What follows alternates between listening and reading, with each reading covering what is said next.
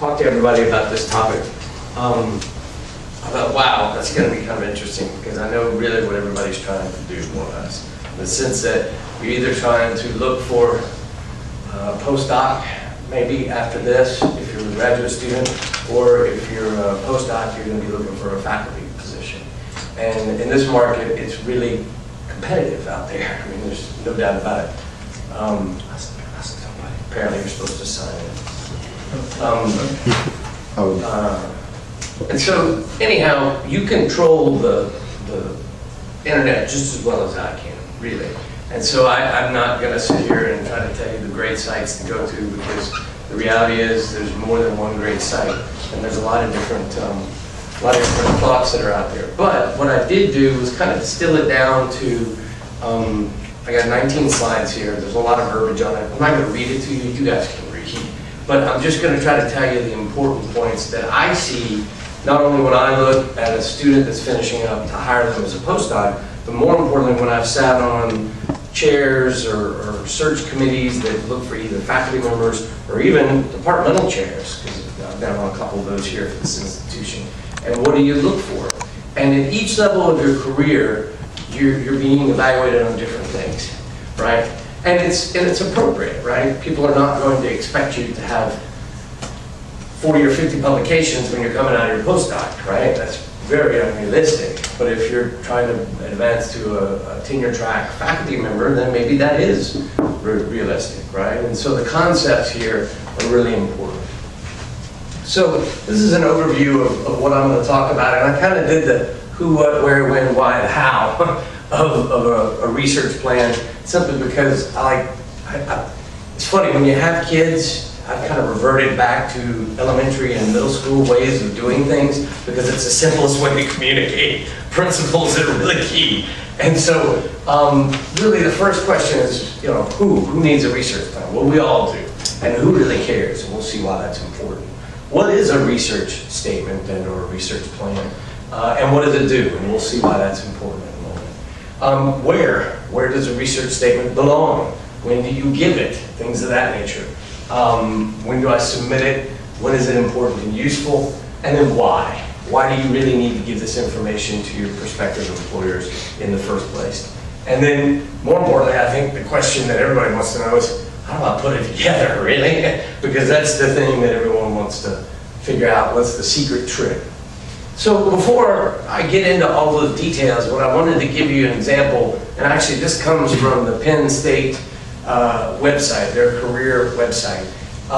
When I was at UAB as a postdoctoral fellow, we started the postdoctoral association there at UAB about 12 or 13 years ago, and Penn State essentially did the same thing. And it's really great because a lot of this is modeled after AAAS, which is the American Association for the Advancement of Sciences, which has this postdoctoral network that they've established for many years. And it's got a good set of guidance articles and web pages that kind of give you insight as to what to do. And I just used Penn State because they've got a career development office that's dedicated. For you guys, this institution, we don't have one, but that's not a bad thing, in the sense that really our institution is pretty small in comparison to other institutions where at least you guys were able to come together at this one meeting and probably talk easier amongst one another than some of the postdocs at bigger institutions because it's so darn big. But this research statement for a postdoc advertisement says a brief description of research, right? So when you're at this phase of the game, you probably just only done the research that was in your graduate career, and you probably might not have done any research to speak of in your undergrad career. Maybe you did. But it's not going to be a tremendous amount of information that you're going to have to communicate to the prospective employer. What about when you move up to an assistant professor? This is a first example of it, where they talk about all the things that you should send, and one is a statement of a research plan, okay? And so you'll see, we'll talk about what a research plan, a research statement is, and what that really means in a moment. And then this is another example where you have a statement of research interest and plans, right? So it's a little bit more, right? And that's because certain committees are really trying to get at different aspects of where you're coming from. But more importantly, as we go through the research statement, hopefully you'll see that you'll already have included all of that information that's germane to their decision-making process from the beginning, okay? But that's not to say that you don't read what they're asking very carefully.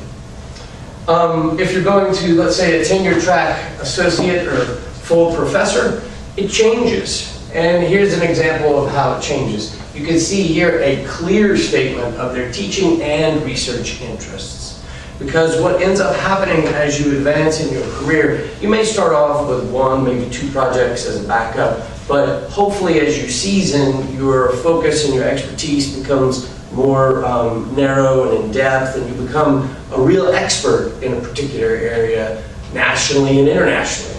And so then it becomes really important to communicate a broader and larger depth of information of what it is you've done research-wise and where you're going to take your research program.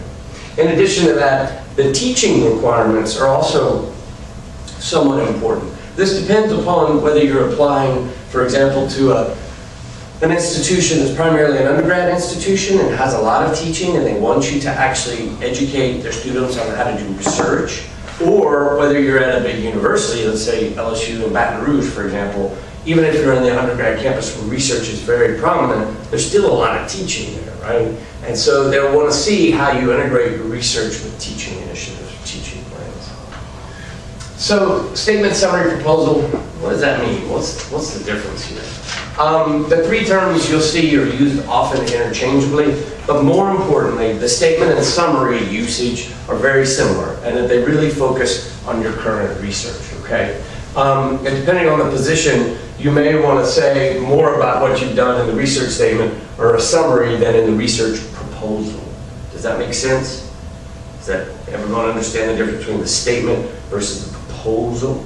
Because oftentimes what will happen if they've gone through the process of looking at all this material, and do keep in mind, when they send out an advertisement for a position, they have a particular kind of candidate in mind, right? Because they're looking for somebody to complement, let's say, an area of expertise that they don't have in their group. Here's some extra chairs up here.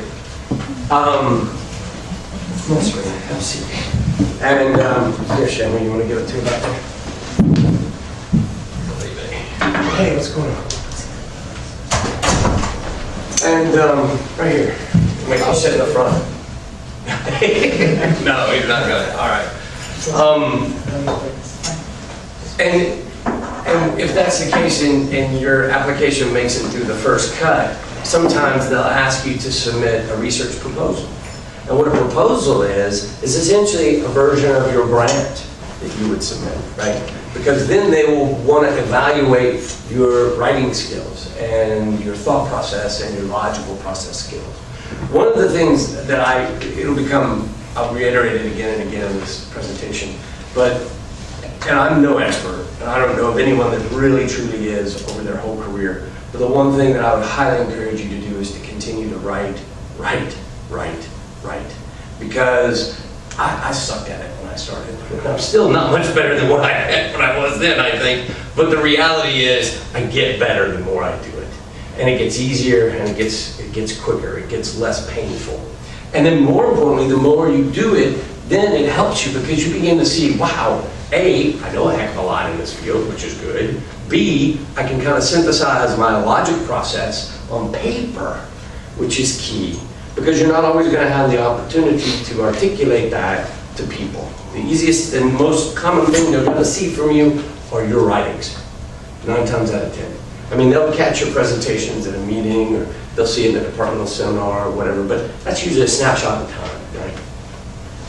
So, that's the difference between the summary statement and versus the proposal.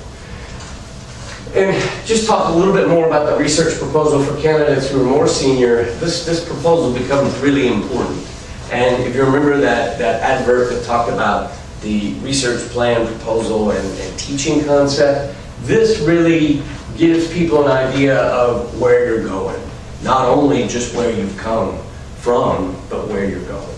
And it can include many things like an abstract, justification, observation. So in other words, a grant, right?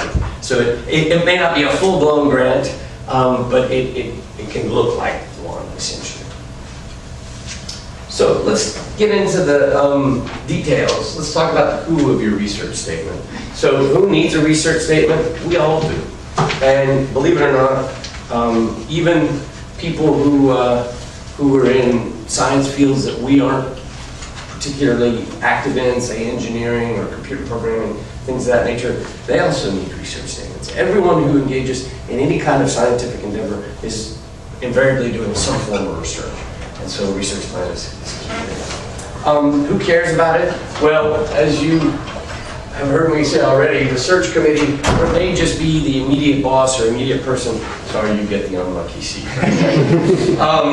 Everyone avoided it but you. I can't. Actually, you got a prize. No, I don't have a prize today. But so it may not just be one person, or excuse me, a committee. It may just be one person that sees it. And they care greatly about your research statement because this is your first introduction to them. Do not ever, ever, ever, ever underestimate the power of the first impression. That's not to say that if you make a bad one, you can't recuperate. You can, but usually, if you make a solid first impression, that goes a long way, okay? And that's really important. Who reads your research statement? Well, of course, the search committee is the immediate boss, but believe it or not, other people may too, right? Other colleagues may say, well, you know, I was looking to hire this person because they have some bioinformatics, or they have some microbiome expertise, and you know, I did a little microbiology back in the day, but I really want to convert my research project and programs to microbiology, and I want to bring somebody in who has that expertise where they can learn from us and we can learn from them. Because believe it or not, any good mentor equally learns from you guys as you learn from us, really, in all actuality.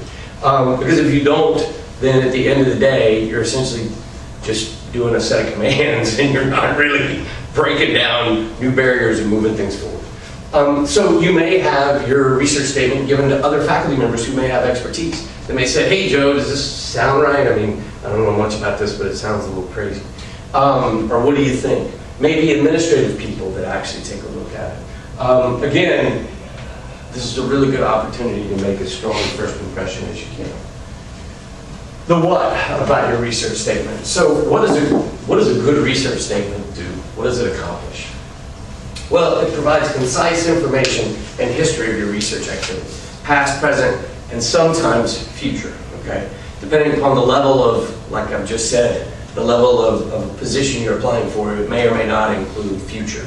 But you can include future in saying, hey, here's why I'm interested in your laboratory, because I've done A, B, C in the past, and I really think D is going to round out my skill set, right?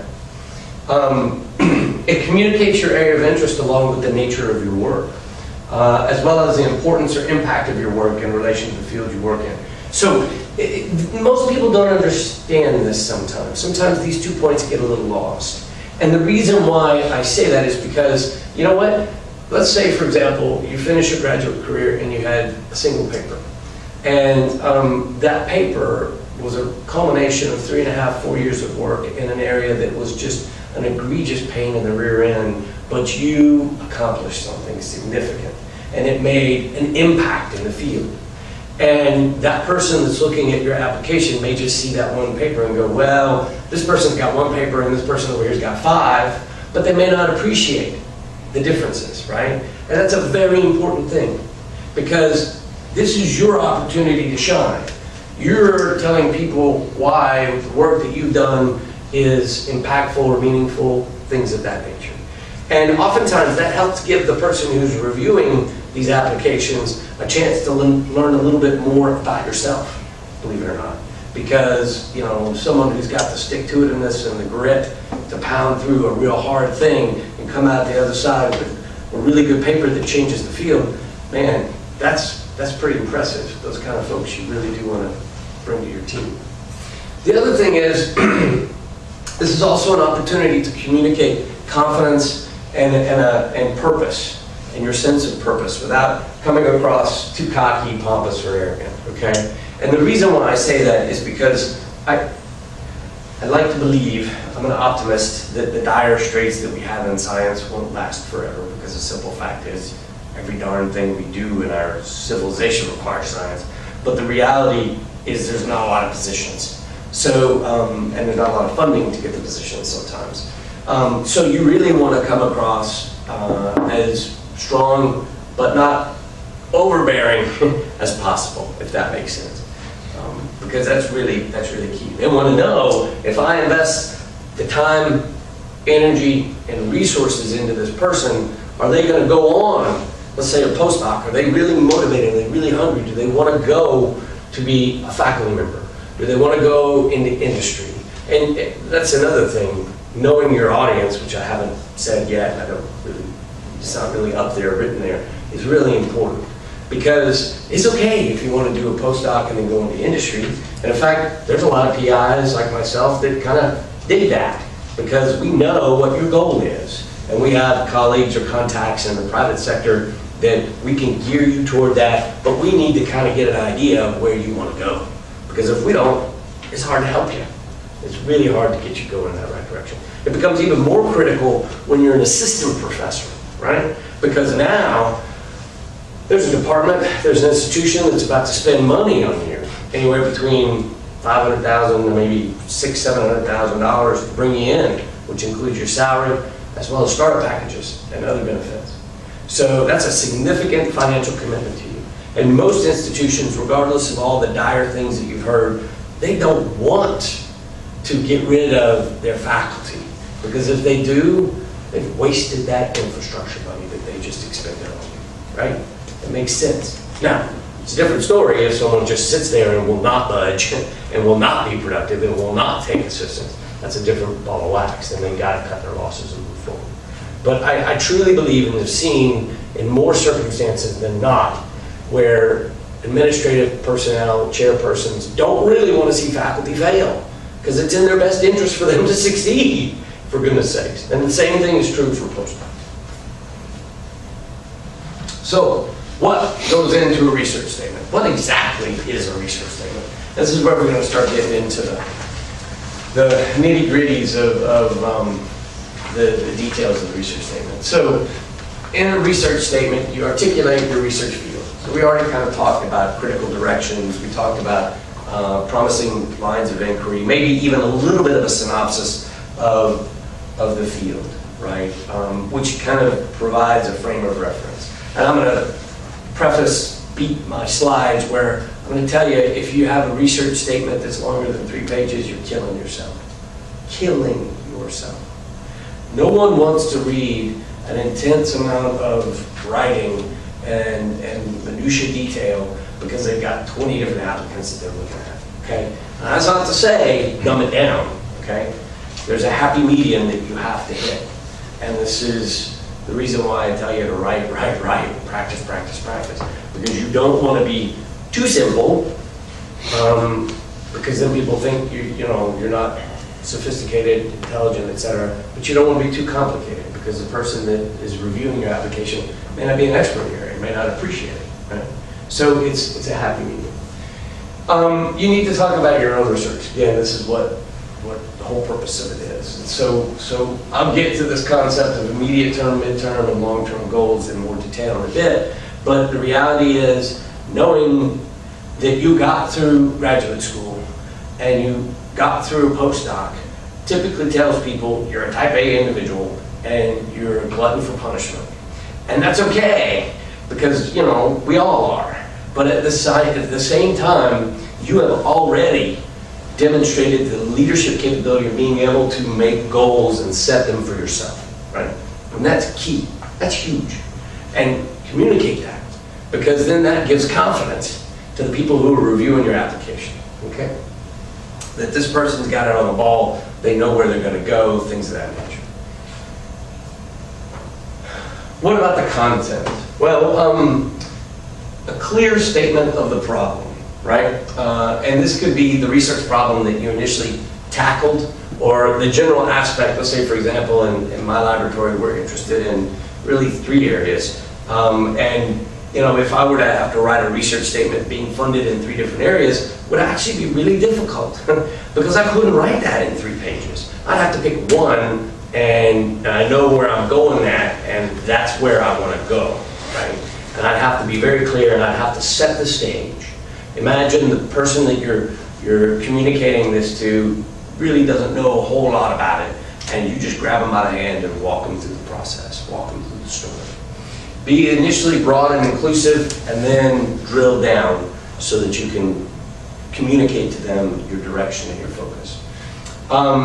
The summary and the impact state of the art to date is really kind of part of this. And the reason why I mentioned summary impact of state of art is that, going back to the example of the one student that had 1 paper, right? But they slogged away at it and developed a new method. If you developed a new method, that's pretty impressive. That's pretty important. Because now all of a sudden, that means you're at a leading edge of one aspect of a field. And those are the kind of people you really want to bring in because they got some momentum. You want to give them fuel for their flame, and they'll just shoot off into the stratosphere. Discuss the research methods and approach. Be careful with this, okay? This is a lot of stuff. You will have, more times than not, additional opportunities to communicate this information outside of your research statement through your research proposal. You see what I mean? And I only listed it here because when I went through Penn State's website and looked at some others and talked to people that I know that are in engineering departments, those folks are, I mean, we're analytical, but those folks are really analytical, man. Wow. They deal intensely on numbers, facts, figures, minutiae, as I call it sometimes. And this is what they are comfortable in, and this is what they do. So it depends on the kind of application that you're submitting and where you're submitting it to. How unique is your problem? The one thing that you certainly don't want to be is another Me Too, right? You want to stand out. You just don't want to be somebody else that's looking at AKT and a slight derivation in response X, right? Because there's already 4,000 people in the world that are looking at AKT and the situation A, B, C, D, E, F, G, all the way throughout. So how do you stand out? How unique is your approach to a paradigm that's maybe common and critical, but how special is your way of going about that? That's really important. The where of your research statement. Where does it belong? I think most of these are pretty self-explanatory. Yeah. I have a couple of questions. So regarding the previous slide, so all those the research methods and approaches, they're applicable for research statement that is made for assistant professor position rather than grad students applying for postdocs. So what would you suggest for a grad student applying for a postdoctoral position to make a good impression on the potential? Sure. So what I would suggest in that case is kind of going back to this, which is the articulation of your research, what your motivation in history was, what your results were and your approaches to date. You're not going to have a lot of details for the mid and long-term goals, but you're going to have intermediate and short-term results that you can communicate to people. And they're not going to ask you necessarily, okay, now I want a research proposal from you. Some people may, because some labs say, look, when you come in this lab, I fully expect that you're going to write for an NRSA or a postdoctoral fellowship or something, because that's part of their training philosophy, right? And so they may ask for this, but on first pass, typically the detail that you see here would not be included. Mm-hmm. Again, keep in mind that you don't want to lose people. You got 2 to 3 pages to capture them and make them go, okay, I put this application in the keep pile and I rescued this one, right? And I'll follow up with that one a little bit later on. Okay. So this is like anything else. I mean, I kind of call it scientific dating in many ways, not to sound, catchish about it, but the reality is you don't know this person from Adam, and you want to get to know them a little bit, right? And so you got to break the ice somehow, and this is kind of the way to do it. One more. So, well, pretty much in the previous slide, when you say about the history of motivation in history, Right. some people like me have few postdocs in the past, and they may not be directly connected, if you know what I mean. Mm-hmm. So, how important are those? How important are those that you had previously and you spent, I don't know, 2 years doing research in the field, and then you changed the field quite significantly? And, and you move on to the, Yeah. I don't know, Yeah. assistant professor position. No. And that's a good question, especially in this climate. It's a really pressing dilemma that a lot of people have. What I would tell you, and it's a couple slides later on are going to say it, address all these things head on.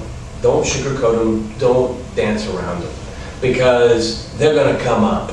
And if they don't, then that review committee is not doing their due diligence in evaluating the applications. And the reality is, we all have circumstances that affect our course, our path, right? We may have personal circumstances that affect it, we may have professional, we may just have, you know, stuff happens, experiences, right, that you just can't control. And those things are okay.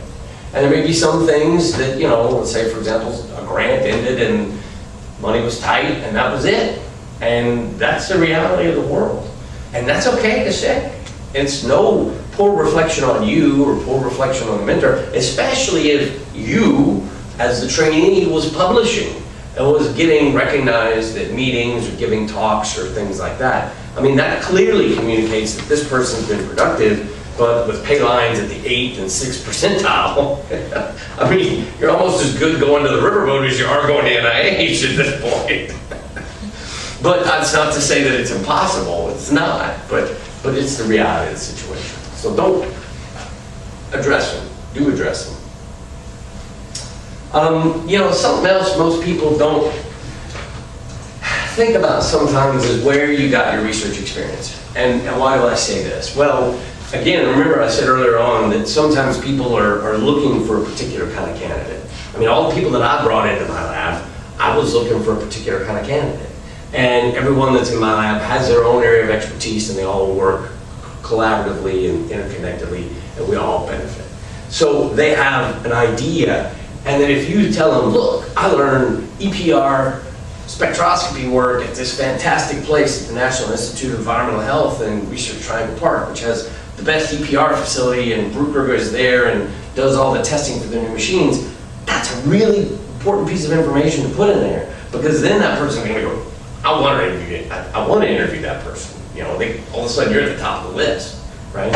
Or if you've done, say, clinical translational work and you've worked with patients a lot and they need to do some patient studies, well, you communicate that and go, okay, we want this person to come through first. Environments, as everyone in here knows, environments are unique. No campus, no institution is the same. They don't have the same skill sets. They don't have the same investigators. And oftentimes, those situations are unique and you can use them to your advantage. When? So when do you submit it? Initially, that's pretty easy. And then when is it important? It's important at the very beginning. Because again, this goes basically over the same thing I said already. They're going to use this to help separate out people that they want to interview and people that they don't interview. Or at least, or maybe second round interviews, I should say. You want to get in the initial round. You want to make the first cut. Why? Well, we discussed that already. And then the other thing that and I put this in here because sometimes people don't really don't get some of the other aspects of motivating factors. And in that slide that had the laundry list of things that go in it, it was motivating factors. Sometimes if, you know, you have a motivation other than you really are fascinated by the area, let's say a friend of yours died due to leukemia, or your sister has type 1 diabetes, or you have a disease, that's really useful information to know. Because again, it helps introduce you to the evaluators, and it also helps provide insight as to what drives you as a person. Because we all know science is not easy, and you want to make sure you get the right people in doing the right job, and that when things get tough, they don't fold. Why do the reviewers care? Because of course they want to get the ideal candidate in mind, and the important thing is, do not try to be all things to everyone, okay? Pick your battles. There's a lot of things that are out there. There's a lot of opportunities. Sometimes people may try to get a position that doesn't quite fit, and if it feels forced, people that are reviewing the applications will feel it too. And they may not, you know, they may say, wow, this is a smart person, they're really good, but I just don't see the fit, right? I just don't see how it work. So don't try to make it too difficult or fit a round peg in a square hole. How do you write one? Well, you integrate the what contents of the research statement from above, and you lay it out clearly and carefully. Clearly is the key, okay? And how do you make it effective? These are some of the really important points here. These are the nuggets, if you will, that I would recommend. The next two slides are probably the most important slides I would look at. Use headings and subheadings to organize your document. Everyone hates to read just a 10-point Times Roman or Arial font that's very small and it's just dense. And you're thinking, oh crap, I gotta read through this whole thing. It's tough. Because especially when you've got, let's say, 10 or 15 applicants, it's hard to get through that. Write it in a logical order. It should flow smoothly, right? Don't talk about, where you want to go and then talk about your past and then talk about your intermediate accomplishments. That's going to be hard for the reader to follow. Don't do that. I mean, you can start from the present working back, you can start from the back working forward. Just make sure it flows in a logical direction. That's really key. Again, kind of coming up to what Mike said earlier, address any past problems or snafus head on. If you had a conflict with your mentor, okay, people are people. Admit it, fess up, right? Because the reality is, he or she is probably going to talk, or they're probably going to know some things that go on in the field. And the reality is, too, that it takes two to tango. One person is never wrong, the only one wrong in a disagreement, I should say. If there's a disagreement, it has to be between two people. So both parties have responsibility for that disagreement. And more times than not, the person that's reviewing it isn't the one that's upset with you. So don't make them your enemy by casting doubt into their mind. Avoid page-long paragraphs, okay? So I don't know if you guys have seen this, but somebody will start an indentation at the beginning of the page, and then we'll write a whole page all the way down. This is not good. Do not do that. Again, it's great that I have a kid that's in middle school because I can go back and refresh not only myself, but everyone else. How do you construct a paragraph? You have a thesis sentence. You have 3 or 4 maybe max points that you're communicating about that thesis sentence and a summary sentence. Multiple paragraphs. Now, one paragraph can deal with one particular topic, and the next paragraph will deal with another topic. Don't shove them all together because it's just not it's gonna be horrible to read. Again, I already said this, so it's not a big deal. If you don't write well, get help, right? It's kind of like anybody who has a problem, just admit it and move on. No one is perfect, and it's really key because the sooner you get help, the better it will be for you. And the reality is, if I lived in another country, I darn sure couldn't write in their language. I'm here to tell you.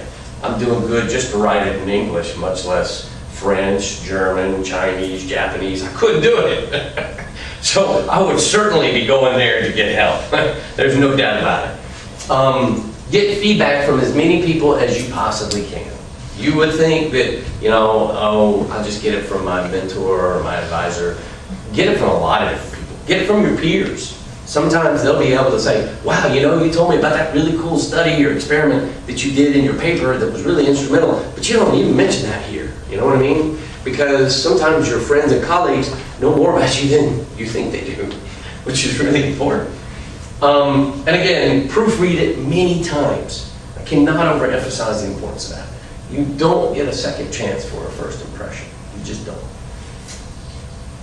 Content. Clear and concise writing, we've already kind of talked about that.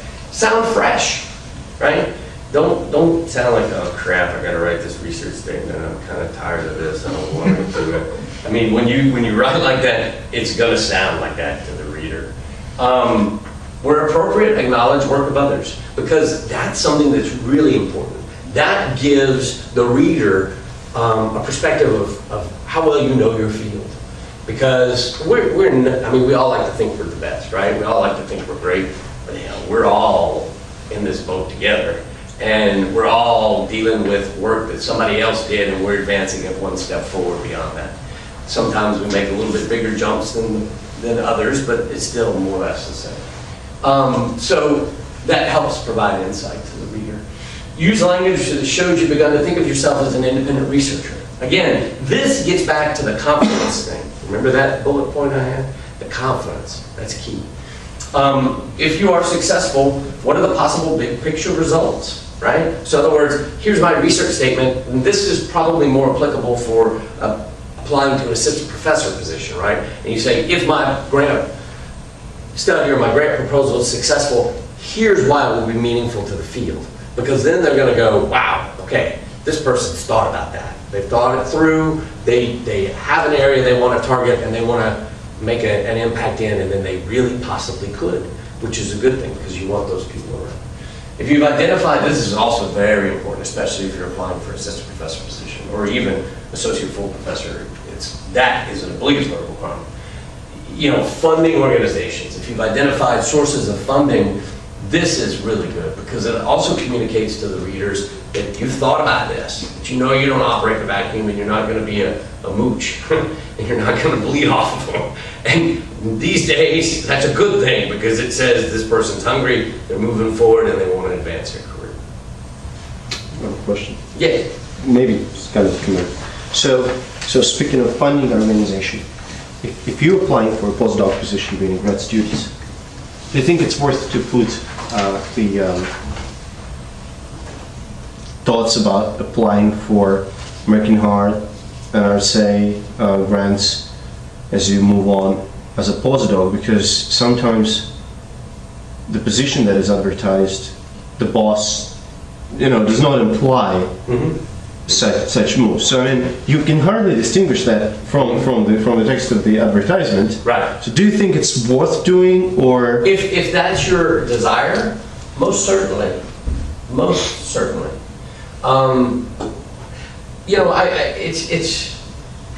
It's interesting, and I'll make an observation because I was trained by previous generation, which is people that are like Callahan, Granger, those folks, Dr. Awe, things of that nature, where the way of doing science was really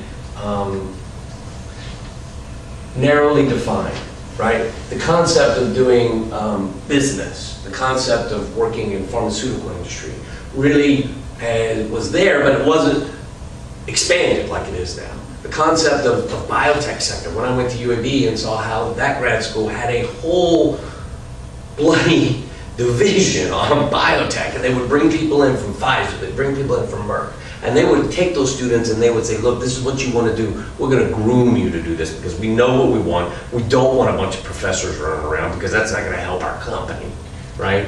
And so in that transition, when I was a fellow, I saw, at least what I believe to be a shift in the way the execution of biomedical research occurs. And so nowadays, you have everything from people who do the classic route, if you will, to the biotech, corporate business side of things, to even people who do stuff like public policy.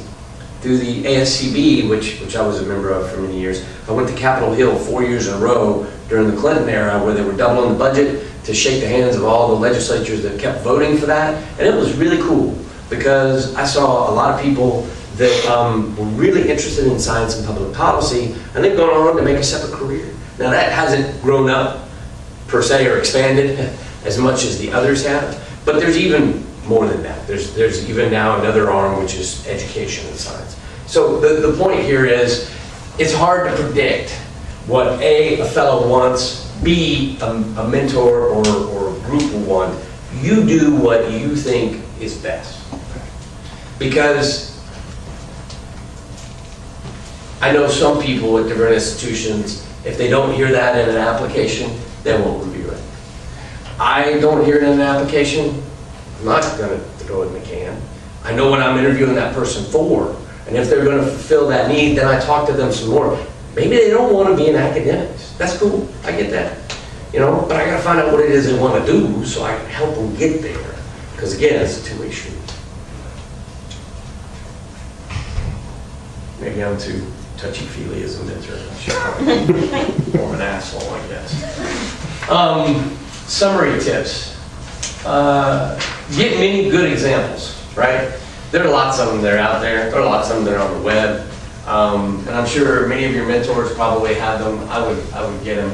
Consult lots of people. Your advisor and faculty are the key. You know, don't ever underestimate the importance of this, because regardless of whether you have an advisor who's touchy-feely or you have an advisor who's bristly, your success is going to reflect on them. Don't ever forget that. That's huge. They don't really want to see you fail. They may be harsh, or they may push you, they may drive you, but that's okay, because at the end of the day, the goal there is to make you the best that you can be. This career development information on the web or your professional organization is really key. One of the things that I've seen through different societies that I'm involved in, like Society of Free Radical Biology and Medicine, American Heart, American Diabetes, is they all have groups where early career scientists or young scientists can go do mixers, go to career development seminars, workshops. That's really awesome. It's really cool. Because not only does it give you information that you need to know, but more importantly, it allows you to make contacts. Because getting people's input from different institutions is often good. Again, get professional assistance if you need it, and don't forget that. I'm done. Unless you have questions. Yeah. Go ahead, Ron. So we don't have, like, you know, career development office or anything like that here. Is there even like some type of writing studio type function here? Because like when I was in grad school, though my tiny little institution didn't have one, we had access to the one that was at Vanderbilt, and it was ridiculous because like your grants didn't go anywhere until they ripped it apart. Right. You know, so a lot of times you go through that and your success rate was like Much better. Yeah. So, and that, you know, talking about seeking professional help or just the idea of practicing, you know, I write okay, but it's hard. It is. It's not easy. It's really hard. It's hard. So, like having ways of just kind of getting things screened consistently by multiple people that are much better at it than I am, you know, like the English majors of the world. Yes. You know, yes. like, is there anything that Yeah, so that's a great question. And the answer to that is no. Has it actually been discussed? Yes. I think that's in the library. There is a service you can bring your papers and they will go through, but it's going to be English. It's on the website. But, so let me, okay, there is that. And I'm not, don't misunderstand what I'm about to say about the library. but they are helpful. But the reality is they don't know all the details about grants. And they don't know all the details about the science. And so what they'll do is they'll correct your grammar, your spelling, your syntax. And that's helpful, clearly. I'm not saying it's not. But at the same time, there are other things that I thought I heard you ask that were beyond that. And that's something that at this institution, through Wendy Pruitt and the Office of Sponsored Programs, we've been discussing a lot, especially with Dr. Ward. Because I think that not only is needed for you guys and gals, but it's also needed for us. It'll help everybody, really. So, yes. I'm just wondering, because you have said it's very important to practice writing all the time. And can you comment on if there are any difference on different skills on, say, writing a proposal and writing a paper? Yes. Both of them are important. Right. No, and it's a very good point. And actually, they're completely different things. Completely different things. Yeah, do you have any Advice for that? approach for different two skills? So I can just kind of tell you what I do. This is going to sound horrible. I like writing grants. I've learned over the years that writing grants for me is fun. Writing a paper bores me to death. Can you tell me the The reason why, because when I get to a grant, what I do is I get all the information that I know in the field, know in the literature, and I can see it, I can see the pros and cons. I make a evaluation list. I make my own process of figuring out how to determine what's fact from fiction, right? Some people call it something else, but you know, that's kind of the way it is. And then say, okay, what are the big holes? Where are the things that we're pushing? Because I already know what we're doing, right? And I already know what the field is. Where is it that we can make a difference? Where is it that we can make a contribution? And see that, and then that's cool, because now I've identified the problem, okay? And I can craft my hypothesis around it. And I always start by crafting the hypothesis. And then it's a matter of building the best mousetrap. Because that's the cool thing about grants, is that's what you're doing, right? You're building a mousetrap. With a paper, you're just reporting the results. And then you go, okay, this is important because Joe said that this wasn't real, and John said it was, and this may solve the disease. And some papers are better than that, but it's kind of, it's a little bit more dry. When I'm writing a grant, I have a chance to be very creative, much more creative than I do when I'm writing a paper. Because a paper, I just have to kind of tell you why you should care. I feel almost, I shouldn't say that, kind of like a car salesman in both situations. But with a grant, at least I have control over the car I'm selling. With the paper, if it's a jalopy, it's a jalopy, and I just got to find some willing soul to take it. And so your point is that if you're trying to pick up the problem within the paper that the people have written instead of trying to find the problem, from your everyday experiment or, I'll say this. Let me kind of shift a little bit. When I review a paper versus reviewing grants, which I think is what I heard you ask. When I review a paper, I review a paper for some basic concrete things.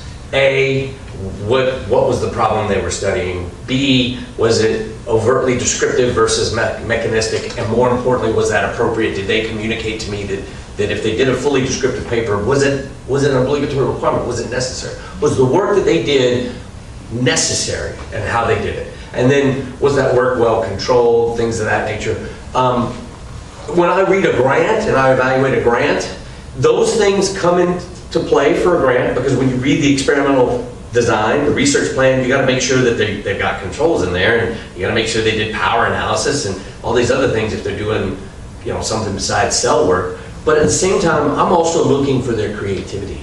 I'm looking for their ingenuity. I'm looking for their capability to come up and tackle a problem, rather than just telling me how they did this work and where it fits in the broader scheme of things. Thank you so much. Sure. Yeah. Now I have a question about the style, because usually when you write a paper, it must be very formal and dry. But what about grant or proposal? It also should be the same style, or could be more colloquial or more, optimistic about it. Because obviously in the paper you should be very concise and do not provide any information you are not sure for 100%. But if you make a proposal, it's something about the future. So what you think it can be done in that field. Yeah. So I would say you hit it right on the head. I agree with you. I think that in a paper, people always run the risk of over-interpreting things, right? We had that editor from New England Journal of Medicine. I don't know how many of you guys went, but that was a great talk she gave. Because there were basic principles on how to write a high-impact paper where people say, we were the first to do this. It's like, oh, crap, don't say that, because then it sounds pompous, which is one of those problems, right? Or they say, this is going to cure this disease. Well, that's just too rosy. That's not reality. So you're right. With a paper, you don't want to oversell or even short sell the importance of your work. So you've got to find the right place and where your work and your results fit in the field. But with a grant, you're absolutely right. You can be a little bit more animated. You can be more forward-thinking. Because if you're not, why is somebody going to give you hundreds of thousands of dollars to do the research? That's the way I view it. I might not be the typical grant reviewer because I know a lot of people that kind of like it boring and dry, but when I'm reviewing 20 grants, you know, till 11 or 12 o'clock at night, if I read something boring and dry, I'm going to fall asleep. It's just, I want to see somebody, and I do say this for the reviews I do at NIH and things of that nature. When you see somebody who's excited and motivated about the work and it comes through on paper, those are the things that are easier to go to bat for in a study section. And then you go, this has to be funded when there's only 2 grants and maybe 3 grants in the whole damn study section out of 50 or 60 that even have a snowball's chance in hell of getting funded. And then you go, here's the reason why. Because this guy gave me A, B, C, D, E reasons why this is very important. And, you know, that kind of enthusiasm is a good thing, I would say. Yeah. I have another question. Sure. So, when you write a research statement for assistant professor position, you can write a research statement for a place like here, for a bigger university where you do research and teaching, or you can write a research statement for a primarily teaching university, let's put it, I don't know, Centenary College. Yeah, sure. Centenary. Obviously, they're going to be different. Correct. So, I understand that you have to be realistic, but let's say you don't know about the research resources at the university. I mean, you can imagine, but you don't know in details. How optimistic can you be? So here's the thing. I will tell you this. Before you ever submit your application, at all of the disclaimers that you see in Science or Nature Jobs or wherever, there is always a person's name and an email contact. Sometimes there's a telephone number. Reach out to them. Okay. Tell them that you're interested. Tell them that you are really, you know, sincerely interested in it. You want to find out more about it. Nowadays, the concept of submitting a grant, you talk to the program officer. You find out what kind of grants is this group or this study section funding, or NHLBI funding, for example, or NIDDK funding, because they may have a bunch of grants on glomerulonephritis and diabetes, and they may not have, you know, believe it or not, NIH has portfolios of grants, right? Because believe it or not, there's federally funded and federally mandated areas that they say are important to go fund. And if they're full up with all these kinds of grants, I mean, you could have the best grant and the cure for the disease, but they just don't have any more room in the bin for you to be in there, right? And so knowing where your target is and knowing what you're going after is key. If there's one thing that I would say in science that has been notoriously lacking, is people reaching out and people communicating. No one's going to be upset if you call them or send them an email, because that's their job. They're the one that's the chair of the search committee, for God's sakes. So reach out to them. Say, hey, I'm really interested in this position. I'm thinking of putting my application together. I got a couple questions for you. If you have a few minutes, like maybe 4 or 5 minutes over the phone, that I could just kind of see what you guys are thinking about. And all of a sudden, you get that information. And you'll find out then, do they have the resources to do a lot of research? And if they don't, then you can adjust accordingly, right? But it's just like everything else. You have to have a plan. You have to have a strategy. You know, very few people I know that are successful in this business go in cold. They just don't. You can't. And as a follow-up, so when you apply for the position, you can see faculty profiles. How important to including your research statement the potential collaboration with other faculty members? Huge. Could be very important. Could be very important. You know, you don't want to come across as sounding desperate or like, oh, you know, I'm going to be the best thing that ever happened to your department, which is the opposite end of that, right? But, you know, you could have a sentence or two in there that says, seeing the expertise in your department in hypertension work due to salt, you know, mediated hypertension in this area that I've looked at for many years could really lead to new collaborations or new research directions. Mentioning names? That means that you look through that you're not applying blindly. Yeah, I don't know if I would, because sometimes if you don't know them, it's kind of a ploy. You know what I mean? You want to be genuine. You really do want to I be see, genuine. I see. And more importantly, you want to stick to you, right? Uh-huh. Because the research plan is also selling your research or communicating your research. So don't spend an inordinate amount of time or even too much space on telling them How you feel. yeah, you know. I mean, Oh, somebody else- if you have space afterwards and you've communicated all the things, then that's okay. Go for it. Lisa? I was just gonna ask, is there certain types of jargon you should avoid, like Yes. cliche things you shouldn't say? You shouldn't write the way I just talked to you.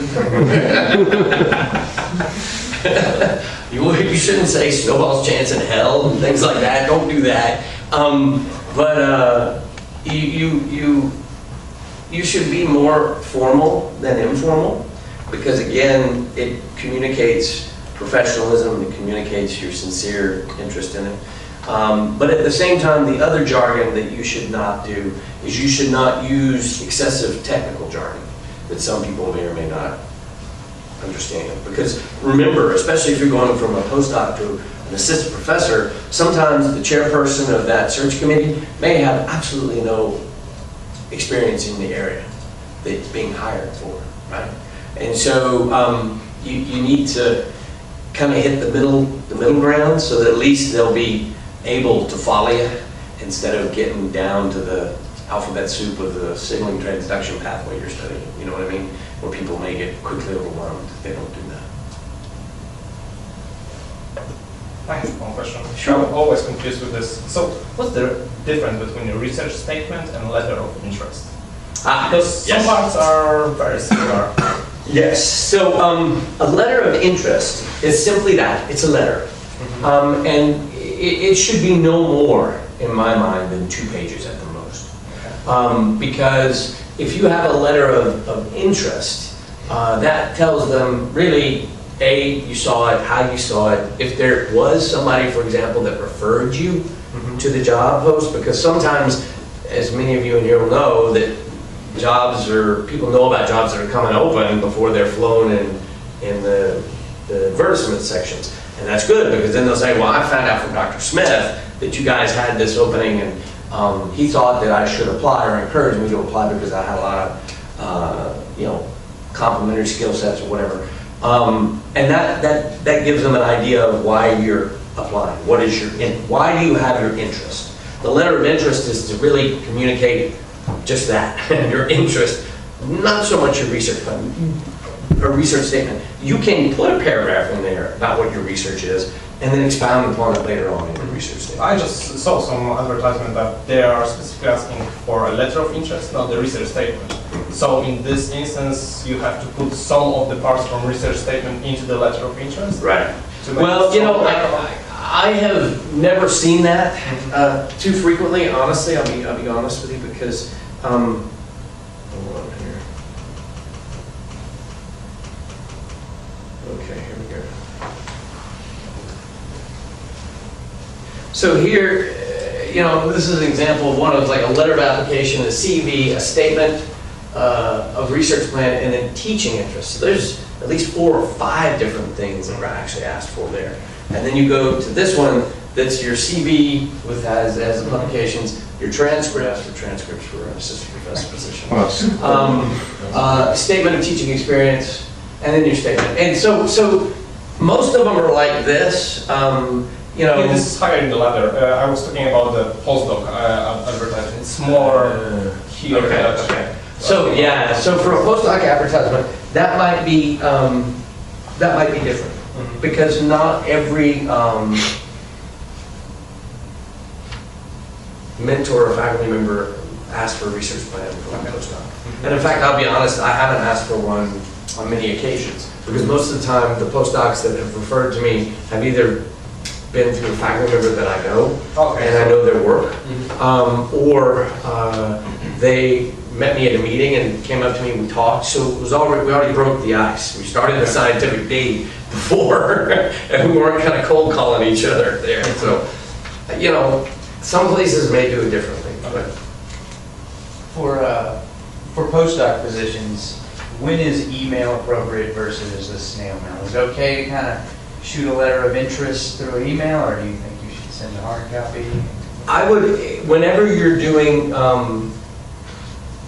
anything for an application, I would always do both. Most people accept emails, and it is usually pretty routine for people in academics because that's the way we work, that's kind of the way we are. But always follow it up, you know, and even in passing say, you know, I'll also be sending you a hard copy of this through the mail.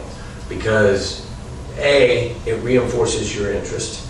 B, it's a hard copy that he or she has to hold on to. And C, that might be needed in the hiring process. You see what I mean? If it doesn't state in the application, if it's posted, please send information to this email, would you still send a hard copy, or it's okay to just do email? If that's To all me, you ask? I would always do both, to me. I would always do both. And I mean, it sounds redundant, but I don't know about you guys, but I got some of my first opportunities and positions by just hounding the crap out of people, really. Because I mean, they're like, who's this snot-nosed kid? I don't know him, you know, great, he's like science, but I kept pounding him, I kept pounding him, I kept pounding him. And I didn't do it meanly, mind you. I just kind of sat there and said, hey, I like your stuff, I want to work. And then after I kept submitting the email or submitting the letter, they finally got the picture. And I don't mean it to say that they didn't care, because I'm probably the world's worst, as people in my life will tell you. Getting so many emails all of the time, it gets overwhelming. And when I go to my regular box, I actually get letters. I like that now. Because I'm like, wow, somebody actually took the time to send me a letter. That's really impressive. So, and plus, then it helps remind me, oh crap, they actually wrote me an email 2 weeks ago, I need to respond. Or I need to move their application forward, you know, something like that. So what is teaching philosophy? Can you give an example? Sure. My comment on that, I'm planning to do the separate thing on that. So you can hound Chris for that, but I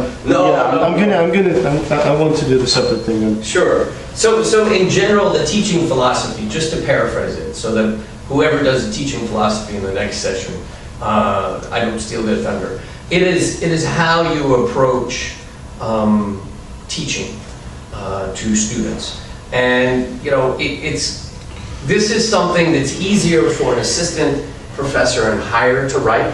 It's typically harder for postdocs to write, and sometimes maybe not possible for grad students to write, especially here, because most of our grad students don't TA like they do at like a Baton Rouge campus, for example, where they'd be doing TAs in a chemistry lab if they came from a chemistry department, and then they'd have a bigger history.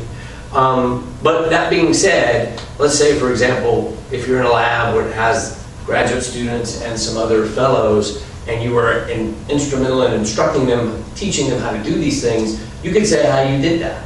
Or if somebody said, look, hey, I want you to go teach some courses at Allied Health School for, you know, either pathology or physiology, which ours have done and different departments do, that's cool too. And then you can say, look, I've done that, and here's how I go about doing it. And if you go through the concept of how to teach, which not a lot of us do here, there's different methods, and if you used a particular method, you could say, you know, what you did, things like that. I'll leave it at that. No spoils. No spoils. I'll leave it alone. Good luck, guys. Thank you very much. Thank you.